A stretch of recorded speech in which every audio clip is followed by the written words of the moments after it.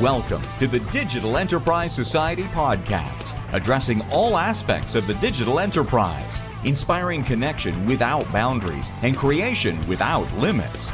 Thank you for tuning in. Here are your hosts, Thom Singer and Craig Brown. Hey, welcome to, or welcome back to, the Digital Enterprise Society podcast. Thank you so much for coming along on the journey of this new show that is designed to be a resource for those who work in and around PLM. The Digital Enterprise Society is a forum for the exchange of ideas surrounding the tools, processes, and practices used across the product lifecycle. To learn more, visit digitalenterprisesociety.org. My name is Thom Singer, and I have the honor of being the co-host of this show, oftentimes along with industry leader Craig Brown, although today, Craig has the day off and it's just me. I am going to be talking to you about career transitions and resumes and some tips along the ways of how you can make sure that you're doing everything right. Now, each week we try to bring to this podcast interesting interviews and other ideas that are going to help all of the listeners enhance and grow their careers. And today is going to be one of those episodes you're probably going to listen to twice. Today, my guest is Liz Handlin. Now, she has a background in recruiting and strategic partnerships, but many years ago, she realized that she was helping her friends and her colleagues write resumes and that she had a real talent for this. And so she is the CEO, founder of Ultimate Resumes, and she has been a friend of mine, I think for about 12 or 14 years. She lives here in Austin, Texas, where I reside. And anytime that I'm doing career coaching with a client or I have a colleague who is working on their resume, I send everyone to Liz, and I've had dozens of people work with her, and they always come back and say, "Where did you find her? She's brilliant." So I knew I had to bring her here to the Digital Enterprise Society podcast because you're going to learn so much. Hey, Liz Handlin, welcome to the show. Well, thank you. My head is swelling with that introduction. So why don't you go ahead and tell us your story? Where did your career start, and how did you get to being this expert on resumes? Well, I went to the University of Chicago, where fun goes to die, and I interned at the Federal Reserve in economic research. And then after I graduated, I was hired as part of a management training program, a rotational program. And I got to start out as a recruiter and recruit everyone else, which was honestly the greatest job in the world for a 21-year-old. And then after a few years, I started doing experienced hire recruiting across the Federal Reserve. And a lot of great candidates I'd get these resumes. And this, of course, was back in the day before the internet. So the paper resumes. Wait, before the internet? Before the internet. Oh my God, we're that old. I forgot. We are that old. Yeah, remember you would get stacks of paper resumes every day. And, at a place like the Federal Reserve with big name recognition, we got a lot. Nowhere near what recruiters have to sort through today in this digital age. But I would see something on a resume that struck me, either education or background. But knowing the hiring managers across the bank and knowing what they wanted to see, a lot of times I knew that if I sent the resume up as is, they weren't going to talk to these people. So I would invite people in, screen them myself, and then sit them right in my office and rewrite the resume for them, send the resume up. And sure enough, I don't know how many people wound up getting a job as a result of that. And they were all qualified. It's just that the resume didn't resonate with the reader. You know what? I want to interrupt really quick because you bring up something that's very interesting. I think a lot of people who are listening to this have never thought that, hey, I've got super credentials, right? I work in technology. I work for a big company. I went to a top school like a Carnegie Mellon or something like that. Obviously, when I send my resume in, the hiring manager is going to go, hooray for me.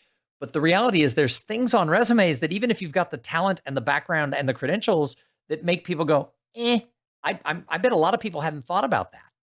Yeah, when you write a resume, you're writing it for the reader. You're not writing a list of interesting things you think about yourself. You have to think about the audience. And you also have to make it structurally appealing so that it's not just word vomit. And I see a lot of that, especially with technology resumes. They write down, acronyms and technologies and things they know how to do. And they think it makes sense because to them it does, because they're so in the weeds with their careers. But when you take it to somebody else who's trying to read it and glean some relevant information, they can't see the forest for the trees. So you started helping people sort of just as part of your like basic recruiting, entry level recruiting job, you started just helping people and they were getting Mhm. those jobs. So when did the light bulb go off that you knew this was your future? After I got my MBA, so I was at the Fed for several years. Then I left and I worked for a British engineering company. I was the head of human resources for a section of the globe, went to Deloitte and headed up recruiting, then came back to the Fed. And one of the great benefits was they paid for my MBA if I went at night. So I went to University of Chicago, also where fun went to die once again. And when I graduated and met my now husband, I did his resume. He was in technology, or he still is. And I thought he might be mad at me. I'd gotten up really early one Sunday and thought, oh, his resume is terrible. Yes, because everyone wants their girlfriend to just rewrite their resume. Right? I thought he might break up with me. And so I was very tentative. But his reaction was the opposite. He almost cried. He said, I didn't realize how impressive I was. And of course, I'd been hearing all of his stories, right? And he didn't have the word vomit. He had the opposite, which was just a few bullet points. So you really didn't know the context in his accomplishments. I've actually seen that with some tech people who have come to me for advice. And again, I don't do resume advice. I send them to Liz. But I've had people come to me just for basic career advice. And when I look, they just have their name, their rank, their serial number. They don't have any stories. They don't have any background that really makes them stand out and show that they're special and they're spectacular. So I think that's a common thing as well. Yeah. And so you just jumped on a point I was going to make, which was, you want people to see that you're terrific at something. And everybody is, regardless of job title. And some companies have strange job titles or unimpressive job titles. So you want to include a little context about what you do and what the company has done. Were you retained following a merger? And just speak in plain language about what you do, which can be difficult for folks in technology and especially folks in big technology companies. Dell has acronyms coming out the yin yang. And if you don't explain what those are on a resume, a non-Dell reader may not understand the impact of what you're doing or where it falls into the organization. So you did his resume. He was happy, and keep going. I'm loving your backstory. Yeah. So he said to me, hey, people might pay to do this. And this was I graduated in 2002. So this would have been 2003 or 4. He says, people would pay for this. And I said, really? I've been doing it for free for years. So I had a friend who had just set up her own web design business. And again, this is early days of the internet, when it started to become more adopted. She set up my first website and I sent an email just through Yahoo to everybody I knew, like 300 or 400 people, including a lot of recruiters I'd worked with. And from day one, I had my first client. And the business has evolved over the years because at first I was just straight up focusing on just their resume. And now I expand and talk to them about job search strategy. And a lot of people want to navigate a career change. So as with most people, hopefully you get better at what you do over time. And I think I spend so much time listening to stories from everyone from executives to, sort of mid-level technology folks that you get to where you really have a good understanding of businesses and how they run and sort of, you can even read between the lines sometimes. So it's very helpful then for me to be able to listen and tell the story of almost anyone.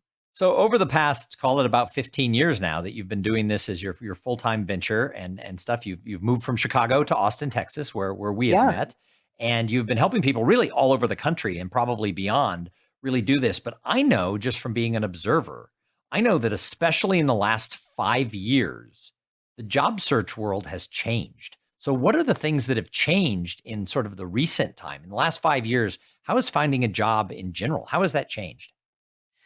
I think it depends. To some extent, it depends on industry and your level.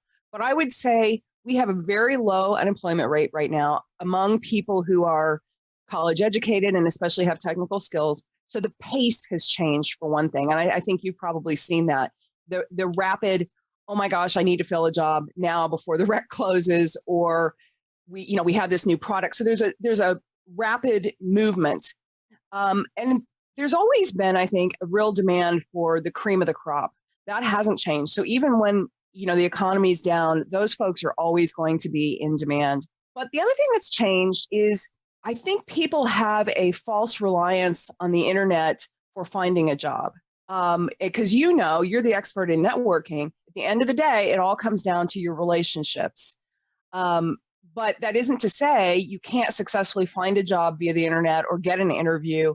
But again, you got to think about how your resume presents. Are you using the right terminology? I hate the term keywords, but you've got to make sure you're speaking about yourself in a coherent way that is understandable. And if you do that, the search algorithms are going to pick you up. Then you want to make sure that when a recruiter or whoever the initial person looking at it is, that they can understand what you do. But generally speaking, I encourage people to network, and network gets it's such a dirty word, isn't it? I've been facing that for 15 years. I've been working as a professional speaker and master of ceremonies. And, I tell people when I speak at a conference, I help encourage the networking at the conference.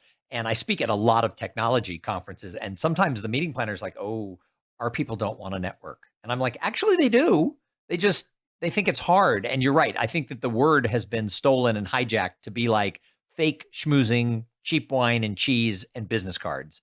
And it's the opposite. Oh yeah. The actual definition of what it is in a business situation to have, social networking versus like computer networking, but to have, networking from a business standpoint it's the creation of long-term and mutually beneficial relationships between two or more people where everyone involved is going to find more success because of that relationship. And that's why I always say most jobs, even in the world today where there is Indeed and all these other services where things get plugged in and digital surveys go around and all this, people still get jobs because someone says, you know what, Mary is an awesome programmer. She should be on your team. And they go, oh, have Mary contact me. And so even though companies are using all these great algorithms, the network is still plowing through all of that, I think. I think the reason they're using all these algorithms is because of the demand, because of this fast pace, right? We rapidly need to hire somebody, and there's so much talent, and we have low unemployment. But at the end of the day, I don't know a hiring manager out there who wouldn't rather get a warm referral from you or me or someone that they know saying, hey, this person is terrific and they're great to work with and they have the skills and the personality. So it's building relationships and maintaining relationships, which can be done quite easily. Email's great for that. So the people who listen to this podcast are educated technology people, many of them in large companies, and maybe looking to make job change and stuff. So you feel right now that the job market is pretty good for people in that vertical, yes, in that type of thing. What happens if the economy changes? What happens to that technologist who is sort of that mid-range person? What happens to the job market in that case? What do you think lies ahead if we have a tilt in the economy? Well, I think it depends on what your technology knowledge is.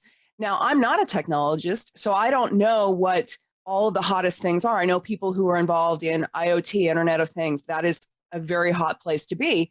But if I were in technology, if I were a technologist, I would always be thinking about honing my skills to get up to speed on the next and the latest and greatest, because technology, as we see almost every day, becomes obsolete very quickly. So I would not sit on my, what do they say, sit on my laurels. I wouldn't get too comfortable as a technologist. I would be constantly expanding my skills, getting certifications so that when the economy does tank, you'll be in demand and you won't be somebody who's obsolete. But certainly, when the economy isn't doing as well, there are job losses. So if someone is out there and they're listening to this and they sort of want to up their job search game, if you will, besides the resume and maybe besides networking, although maybe we can go a little deeper into that, what should they be doing? And then I want to jump into resumes. Okay, so let's talk about job search strategy. And right off the bat, I'm going to suggest a book, and it's called Navigating Successful Transitions. So Navigating Successful Job Search Transitions, and it's by someone I think is one of the best recruiters in the United States in technology, Scott Uhrig, who is also based here in Austin. This book is available on Amazon. It's about $9.99, and it's going to give you a workbook and more detail about what I'm about to tell you. This is very simple. If you wanted to lose weight, you wouldn't hope that you lost 20 pounds by morning. You would set a plan to lose a couple of pounds every month. If you want to become a millionaire, you save a few dollars every paycheck. So a job search is no different. People tend to take a scattershot approach, fire off a bunch of resumes. And when you do that, you increase the more resumes you send out, especially online, the greater the chance you're going to get a bunch of rejections. And I don't care who you are. I don't care how confident you are. That hurts your ego. And and it brings down your morale. And when you're doing a job search, when you're engaged in a job search, that's when you have to be at your best, your most energetic. So number one, look for a job before you're terribly unhappy or, in a bad place. And then number two, you're going to set a strategy, and it looks like this. First of all, create a target list of companies that interest you for whatever reason. Maybe you're passionate about their culture or their mission. Maybe it's close to your house, or maybe it's in another state. You want to move to another state. But create this target list without regard for whether or not there are job openings. Then start researching those companies to find out what their issues are. Press releases are a phenomenal place to do issues research. And what you're looking for is, what are these companies doing and how could I add value? If a company is in rapid growth and acquisition mode and you have experience in that, great. If they're launching a new technology in which you are an expert, great. This is a potential great target for you. So you do a little bit of issues research. You may cull out a few companies at that point, and then you're going to create a target list of individuals, decision makers within the company that you want to connect with. This is not to say you shouldn't contact human resources or a recruiter. You can do that. But it's always great if you can find, say, the head of product development and invite them out for a cup of coffee. Now, that only works if you're in the same town, of course, or nearby, but make a connection. And you don't say, hi, I'm a really desperate job seeker, hate my job. You say, hey, I've read about you on LinkedIn. I've read about your company. Can I buy you a cup of coffee? And then, you actually have to pay for their coffee. Yeah, wait, I want to jump in on that. So I can't tell you how many times people say, hey, I'd like to take you out to coffee, basically for free consulting, which, some people are fine with, some people aren't. We could have a whole other discussion on that. But then they don't buy the coffee. If you invite someone to pick their brain, the cost of a brain pick is a $4 Starbucks. It's so lame. It's so lame. And then after they meet with you, assuming that they do, and some people won't, but if you're polite enough and you're flattering and sincere, I found people will meet you for coffee. You and I met for coffee very early on. I think we met through a friend, and then I took you for coffee, and I paid. I'm sure I get paid. I'm sure you did. And then write them a thank you note, a handwritten thank you note. You want to stand out, handwritten thank you notes have not gone out of style. Well, yes, you can send them a text. That's something I am big on when I either work with somebody one-on-one or when I speak to teams and companies and at conferences, is that power of that handwritten note. And a lot of people, especially if they're younger or maybe they're super into technology, they sort of roll their eyes until they do it. And then the person calls them and said, hey, I got your handwritten note. Boy, that really made you stand out. They're like, oh, it works. I did a resume workshop, and it was a webinar where I had one-on-one conversations for about 10 minutes with students at University of Chicago looking for jobs. And there was one of them, the conversation, the transcript was hilarious. I'll have to send it to you. But basically she just couldn't understand, well, wait a minute, why would I send a thank you note? What if it gets there after they made the offers? And I had to say, so what? It goes in your file. People will notice. They'll remember when they're hiring the next time. Exactly. And the other thing, I was speaking at a technology company in the Silicon Valley, and a woman raised her hand when I talked about handwritten notes.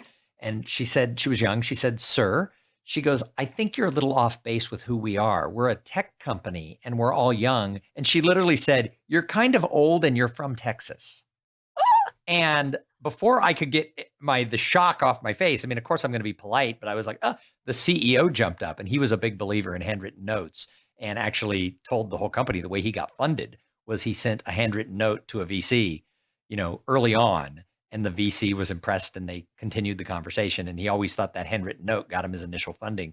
And he put that conversation sort of to bed. But I thought, wow, a handwritten note has nothing to do with being older or Texan. It just is a good thing to do. Yeah, bravo to him. And I have gotten feedback from friends my own age in the Silicon Valley saying, yeah, that's just not done here. It would be weird. And I said, well, I'd rather err on the side of being weird and polite than perhaps slighting someone or having them think that I didn't have good manners. Or just getting lost and not thought of again 2 days later. So bingo, that's it.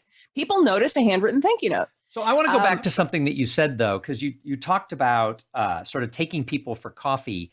Now, a lot of people, especially people who work in technology, they might be more on that introverted side. How does someone who's an introvert embrace a job search? I think you have to do the things that you're comfortable with. So maybe it's setting up a phone call during lunch. Maybe it's a happy hour. Maybe, Although my advice always is if you're initially meeting somebody that you may want to work for, don't actually drink alcohol at the happy hour. But just do what you're comfortable at least with. not more than one. Well, or five in my case. Yeah. Do what you're comfortable with within, because if you step too far out of your comfort zone, you might be so awkward you don't present well. But I am a believer that if you pick up the phone and talk to people, you will be noticed more than if you send them an email, which is easy for them to ignore, or it might go in their spam folder. If you're talking about an executive, they probably have an assistant. Speak to the assistant, be polite, explain what's going on. Say, I'd really like to meet your boss. I'm not sure the best way to go about that. I will tell you that 9 times out of 10, the assistants get used to people who are very brusque and a little pushy. If you're just polite and say, this is what I want, can you advise me? And the chances are that assistant will be on your side and get it, that, you would like to meet his or her boss, or you want to have coffee, and will help and advise you. So do the things you're comfortable with. The other thing I wanted to circle back on before we move to sort of resumes themselves was you talked about a target list of companies, but also of people in companies beyond HR and recruiting. And I think this is something that a lot of people overlook when they're doing a job search, is they think, oh, they don't have any jobs posted, so therefore I can't apply to XYZ corporation. And if there is a job posted, they think they can only talk to HR. But you're saying, look for somebody you might have someone in common with. Maybe they went to University of Chicago, or maybe they lived in Austin, Texas, or something about them that you can say, oh, you worked there. I'm interested in that. And we have this in common, and target and try and reach out to those people. Talk a little more about that. You brought up a great point. One of the things that I advise anybody is to get involved with and utilize, assuming you went to college, utilize your college alumni network. Most of them are very powerful, and alumni welcome requests from folks younger than them or who went to the school. I mean, I always give preference to somebody who graduated from University of Chicago in terms of the time that I will spend with them. And I feel very good about anybody who went to San Diego State University. Go Aztecs. I do too. They're all really fun for starters. Yes, well, in the 80s, it was the #1 party school in America, and I helped. Oh, good job, Tom. You're an overachiever. But you utilize any networks you have, sorority, fraternity, band, whatever you were involved with or that you're passionate about. On my website, I list that my husband and I have rescued Cavalier King Charles Spaniels. That has got kind of, Cavalier ownership is its own little cult. So is being a Cubs fan, which we are. So just think about what you might have in and listen, there are certain things that you can be involved with. For example, UT football. There are people who will put some reference to being a fan of UT football on bios, so if you see that, that's a great hook. Yeah. Look for anything you have in common. Oh, that was a little play on words. It's a good hook, like hook 'em horns. UT football. I didn't even mean to do that. That was bad. Well, neither you or I went to UT, but we both lived in Austin. You for about 12 or 14 years, me for 28 years. You sort of accidentally have to become a UT fan if you live in Austin that long. So, yeah, and they're great. So I don't mind being a fan. Hook 'em. So let's move on to resumes themselves. Let's talk about what do people need to know if they're looking for a job or thinking, hey, someday I'm going to have to look for a job. What do they need to do with their resume? Well, there's 3 things that I think are really important. Your strategy, right? Your overall strategy for finding a job. Think about that as you write the resume. The structure of the resume and the transitions. So I'll talk about each of those briefly, and you jump in anytime. If your job search strategy is to apply to companies and give your resume only to people that are in your specialty, you can leave a lot of buzzwords and jargon in because they will understand what it is. I've done resumes for 2 actual real life NASA rocket scientists over the years that's a niche. So they were only giving their resumes to others within NASA. You don't have to dummy proof that, right? And when I say dummy proof, I don't mean that the readers are dumb, but I mean that you want to make it so that anyone can understand what you do, no matter how complicated your job is. So wind your strategy into the creation, thinking about how you talk about yourself. The resume should be, and this is a non-negotiable, structured chronologically, period, end of story. This concept of a functional resume is nonsense. It's confusing and the reader can't figure it out. Don't do it.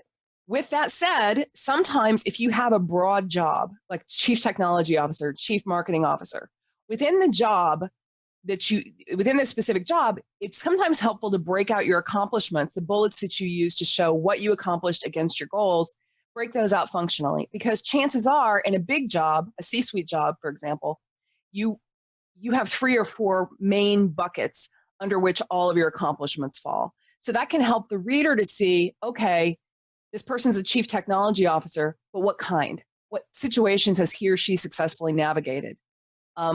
You have to remember that behind every job opening, or even jobs that get created for you, there's a conversation that you don't know about that says, okay, what we really need is a gal who can do this, or a guy who can do that. And whatever you see posted is usually so generic that of course you think you're qualified for it. But what you don't know is the behind the scenes story. So by helping people to see, okay, this is the kind of chief technologist I am, or programmer, these are my areas of specialty, and I'm able to translate technology to business terms, those kinds of things will really help them to identify you as a great candidate. And then the final thing I think is really important, and people don't usually talk about this on their resumes, but they should, are your transitions. I don't particularly care why you left a job. There aren't very many answers to that. You hated your boss, you got laid off, you got a better opportunity. Great, terrific. But what's interesting is why you were selected for the next role, whether it was for a lateral in your own company, a promotion in your own company, why were you recruited to another company? When you start asking people, why were you selected for the next role? You're going to start to get a common theme after they have enough of a career. And that common theme is going to tell you, what problems is this person great at solving? Problems, challenges, business situations. And bam, that's really the piece of magic you want to get across on your resume, because that's why you're going to get hired. And that's interesting because, you touched on a word that I was talking, my son-in-law is future son-in-law is a math genius. I mean, he won in high school, he won gold medals at the International Math Olympics, which is a thing, apparently. I did not know till I met him, and won a college competition called the Putnam. And he's really, though, not just a math guy, he's a problem solver. And, that was one of the things that I learned about him as I started looking at how he's transitioned through sort of his academic career, is he's a problem solver. And that's what I think people will hire him for. Yeah, his crazy math skills, yes. But in reality, as he goes into a data science career, that's the key piece is, the kid sees a problem and can dissect it like the average person cannot. And that's something that I told him he needed to spell out in his resume. So I'm really actually glad to hear you say that, because it meant I gave good advice. Of course you did. Well, it makes perfect sense. And, by the way, I'd just like to announce, I wasn't invited to the Math Olympics. My invitation must have gotten lost in the mail. I feel kind of slighted. But the thing is, you're right. He's a problem solver, but the tools he uses are math.